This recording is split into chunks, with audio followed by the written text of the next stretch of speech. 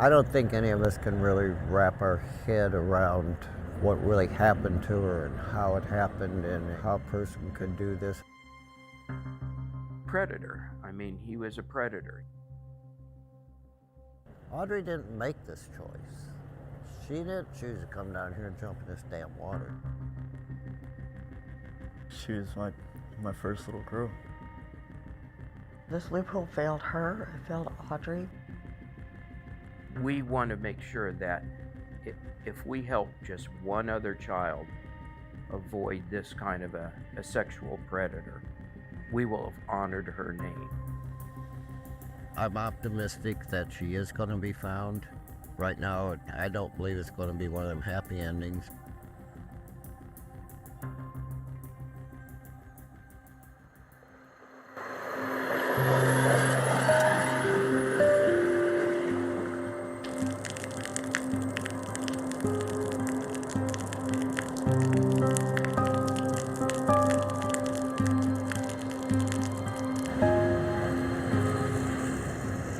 What in that moment made you think that? I think I was optimistic. When the clothes were found, then I was more optimistic. But then when we did all that searching, then I kind of thought, you know what, we've lost her. She's gone, we lost her.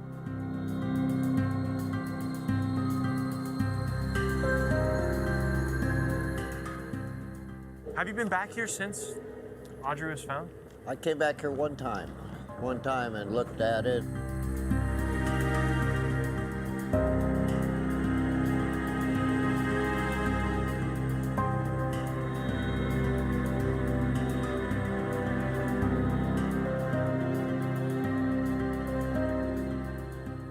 I spent a lot of time here and a lot of time, and oh my God, and I think when we was doing all that stuff way down the river and everything, and at the end of the day, it was like, oh my God, is this one of them that's never going to be found? It's never going to be found. And then I just remember, and I said, I'm going to start at point A again. I'm going to start there again.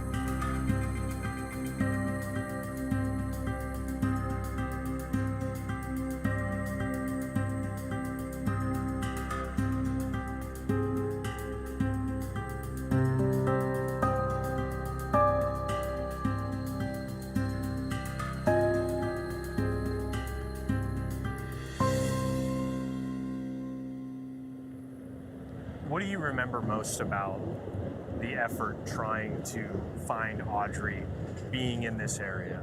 Well, we didn't start out in this area, but then we knew that he came over here, and so then our people started searching here, and then they found a tent down there by the water that was tied up, and then there was some of Audrey's clothes. And then, with it being this isolated and everything out here, it was like, oh my God, he threw her in the water.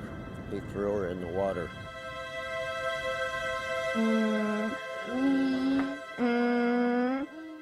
Well, Audrey was our little angel.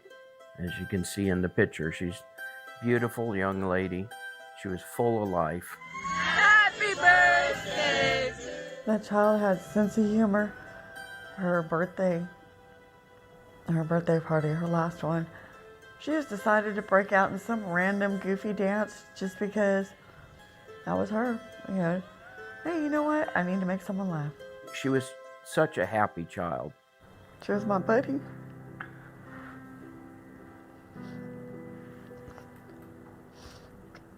We loved dealing with all the animals. We're both avid animal lovers. What are you walking? She would help with anything. She just wanted to help. You're walking Herbie? Herbie, come on. You don't need to walk. Don't get tangled. What was it about Audrey's case that made it different than everybody else's? You know, when there's a child missing, and in circumstances like this and things that we kind of heard and knew about this suspect and everything, it's almost like there was a new shot of energy and determination with everybody. Because, you know, many of the cases that we do, people kind of put their self in a situation. They made their own choices, and unfortunately the choice they made, it ended up in their death. Audrii didn't make this choice. She didn't choose to come down here and jump in this damn water. She didn't choose the things that happened to her. And so I think that since she didn't have a voice for all this, and we all became the parents and the voice, and we chose not to quit. Somebody else chose to do something, we chose not to quit. She was my first little girl, you know, my first child. And I had her when I just turned 18, so my entire adult life has been being a father. And I'm glad that I was given that opportunity.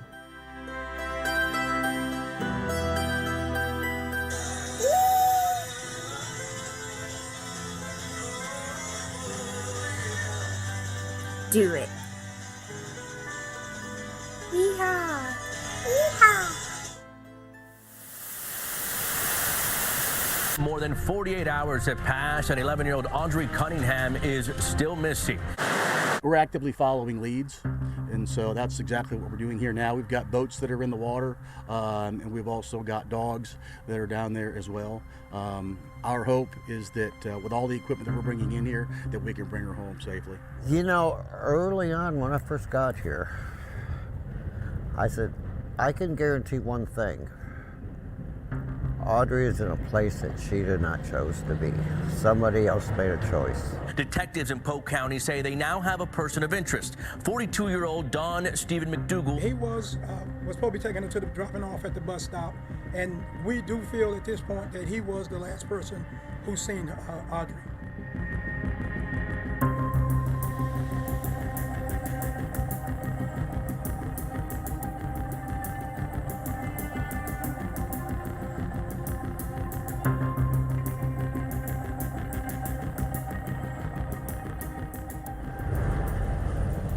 I was actually at my office, and I was kind of following the case a little bit and everything, and then we got the call, and they just wanted foot searches and stuff, and I brought my boat. What told you inside, I gotta search right here? What was calling you here? A Texas Ranger actually brought the suspect down here one time after these clothes were found, and he was parked over by the boat ramp, and that ranger said, "Did you put her in this water?" And he said, "Well, she might be there." He said that? Yeah. He said, "Well, she might be there." He's kind of halfway playing games and stuff. At that moment, when the clothes were found, we knew something had happened to her, of course. But we was wondering if he just brought her out here and raped her and threw her clothes, but how the clothes were tied up in that tent and stuff, it was like, you know, what in the hell is this all about? The last thing I thought was that she was going to be tied off and weighted down. I never ever expected that. So we had several boats and even a helicopter and stuff, and God, we did so much this river for miles and miles and miles. And but then I decided I'm going to concentrate right here. Because without her floating and being found, it was like, let's start from point A. And point A was right here. And again, there was a lot of luck. There was a lot of luck. This is a location of interest. We are bringing in divers as well. Again, this is all an effort to uncover additional leads.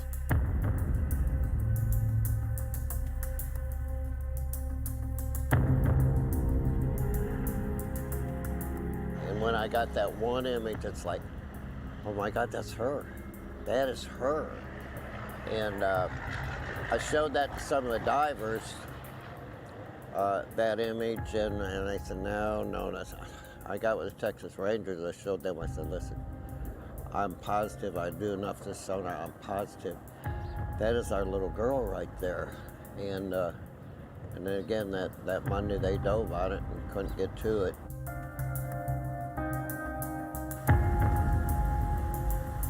So then they made a choice of closing the dam, and it was the best choice they ever made. So the water went down, and then on Tuesday they went and dove and they located her. And I was in the hospital, and when I got the call that they found her, and it was like, yes. Where was she at? She was just on the other side of this metal, like on all this steel down there. Have you ever taken anybody here to show where she was found? No, this is the first. Yeah, this is the first. It's unbelievable coming back here and looking at this again and really now digesting the whole search effort.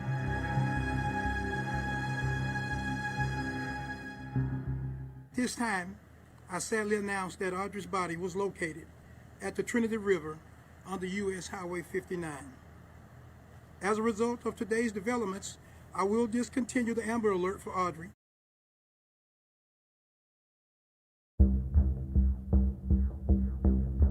He had been in prison, and we knew all about that. And we checked the registry, there was nothing there. So we agreed to help him.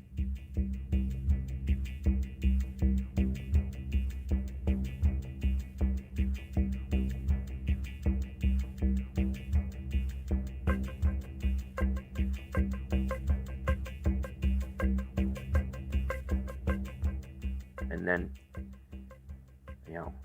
2 years later, this tragedy happens. And we don't understand it because Audrii offered him nothing but kindness. It's probably the most difficult thing to comprehend. Yes. She didn't care what you looked like. You could have tattoos, you could be you and I could be scared half to death of somebody, and she'd walk up and say, "Hi, I'm Audrii. How are you?" She was non-judgmental. We're raised into fearing a certain look. And that's the thing, is everybody looks at the exterior of somebody and makes that judgment, and I'm guilty too. She didn't. Hello. I'm trying to try. I don't know how to describe it. Sometimes it's, I still have my son, so I have to be strong and I have to keep going and act like nothing's even happening. And at the same time, my whole world is completely different. Some days it feels like everything's moving way too fast, and other days everything's just too slow, but nothing's ever right. She was just full of spirit. And that's probably the biggest tragedy, is that her light she had around her is gone. It's simple. He's a child killer. He is a coward. That's why he can only look at his feet. He can't look at himself. He can't look at anybody else. He's a coward. He knows he's a coward.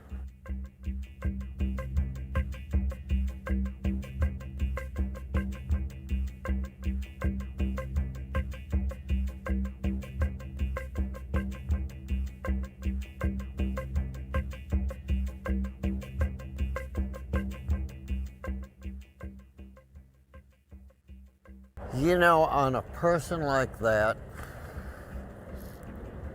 I don't think there's any words that could be said to a person like that would even register in their head. So, the best thing is just walk away and keep your damn mouth shut. Because you can't say, "Man, why'd you do this?" And everybody, including me, we got all the questions and we want to answer. But you know what? There's not one answer we could ever get that's going to be satisfied. If they tell 100% the truth, it still doesn't make any sense. That was chapter 1. Chapter 2 just closed recently when, and I'm not going to use his name, the perpetrator, he pled guilty and agreed to life in prison without the possibility of parole or appeal. So he's taken responsibility for it. but the hurt doesn't go away. It's going to take us a while to forgive him. It is about making sure that this doesn't happen again. We've started a nonprofit called Justice for Audrii, and we want to make sure that if we help just one other child avoid this kind of a sexual predator, we will have honored her name. And so we're blessed to meet Andy Kahn with Crime Stoppers, and he said he would love to help us bring to the Texas legislature Audrii's Law, which is designed to help close the loophole that we missed. It's a loophole that doesn't require sexual offenders who plea bargain down to a lesser charge to have to register in the sex offender program.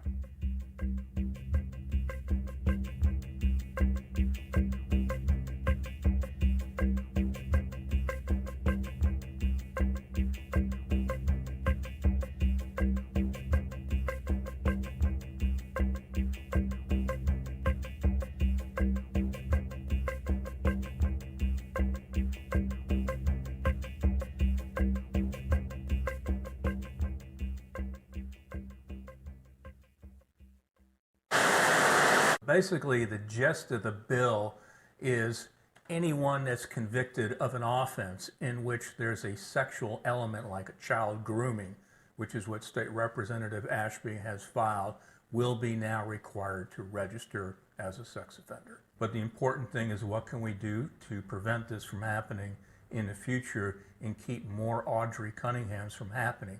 And passing this law, Audrii's Law, will do that. It should have been common sense that this shouldn't, even if it's enticing a child or grooming a child, you are a sexual predator and you should be on that list. This loophole failed her, it failed Audrii. God knows how many other kids it's failing or has failed, The goal is for Audrii's Law not just to be here in Texas. You want to take it across the country? Once we have it passed in Texas, we want to take a look at other states to see if there is a deficiency there. I don't know how the sex offender registry works across the country yet. If there's any other states that have loopholes, we would be willing to work through Crime Stoppers to get laws passed in those states. As a parent, you can't be more proud of what your child does and what they achieve in life. I can only imagine, albeit, only 11 years old, the impact that she's going to have on lives across Texas and eventually, hopefully, across the country. I can only imagine that you're incredibly proud. I've always been incredibly proud of my daughter. My biggest thing is so many people came together, so many people showed love for a child that some of them knew, some of them didn't. And in Audrii's name, if we can help save one child, it's worth it. Easily. With one law change, one simple rule change.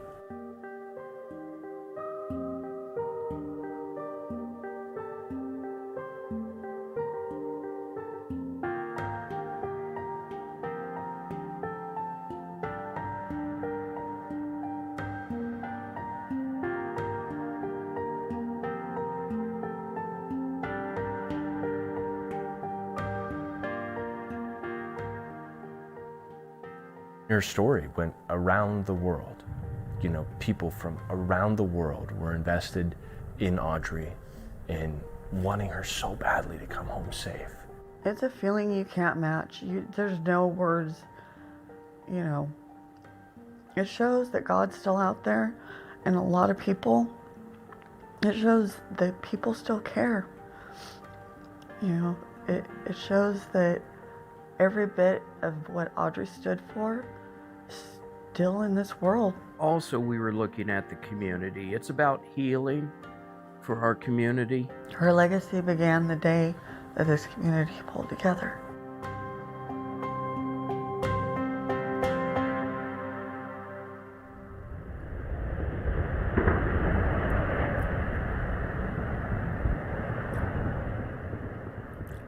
Well, I remember exactly like yesterday.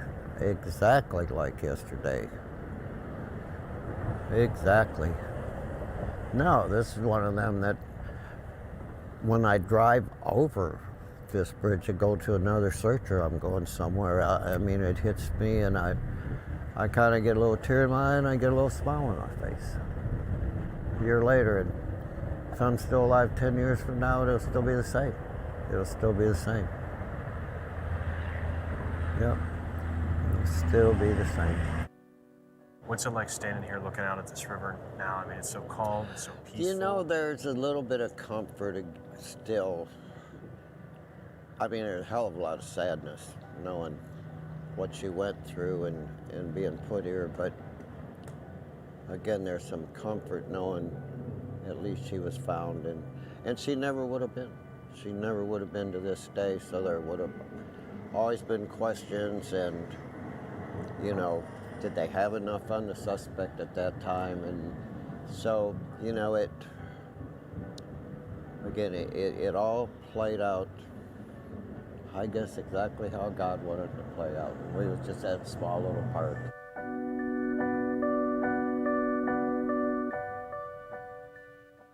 I didn't pick Texas experts. I think they picked me because I remember when my daughter Laura disappeared and the police said she was a runaway and we could get no help, none, zero.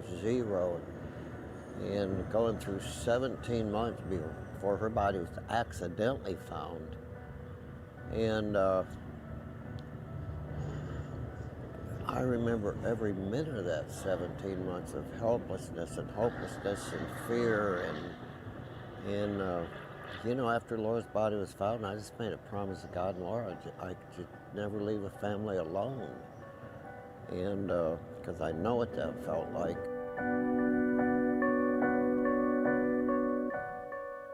When Audrey's body was actually located, I said, thank you, Laura. Thank you, Laura. Because if it wouldn't be for her disappearance and her death, I sure the hell wouldn't be doing this. So again, I think God had a different plan for me than I had, and I think about Laura every day and miss her, and nobody will replace her, but because of that, we was part of finding Audrey.